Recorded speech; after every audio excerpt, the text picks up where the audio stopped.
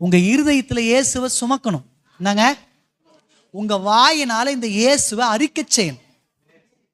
நீங்க சமாதானம் இல்லாம வந்திருக்கிறீங்களா? உங்களுக்கு ஷாலோம் வேணுமா? அப்ப நீங்க என்ன பண்ணா, யெகோவா என்கிற நாமத்தை ப்ரொனவுன்ஸ் பண்ணணும். நீங்க என்ன பண்ண சொல்லணும், யெகோவா ஷாலோம் அப்படின்னீங்கன்னா சமாதானம் வந்துடும். நீங்க நீங்க உங்க உங்க வாழ்க்கையில ராஃபா பண்ணப்படணுமா? ராஃபானா சுகப்படுத்தப்படணுமா? நீங்க சொல்லணும் யெகோவா ராஃபான். உங்க வியாதியை பார்த்து சொல்லணும். உங்களுக்கு நிறைய தேவைகள் இருக்கா? அதாவது உங்க வாழ்க்கையில் அவர் ஈரே என்கிற நாமத்தில் வெளிப்படணுமா? நீங்க சொல்லணும் ஜெகோவா ஜாயிரே, யெகோவா ஈரேன்னு சொல்லணும். உங்க தேவைக்கு முன்னாடி யெகோவாவை கொண்டு வரணும். உங்க பிரச்சனை, உங்க சூழ்நிலைக்கு முன்னாடி, உங்களுக்கு எதிராக வருகிற எல்லா போராட்டத்துக்கு முன்னாடி நீங்க சொல்லணும் அவர் யெகோவா அப்படின்னு சொல்லணும்.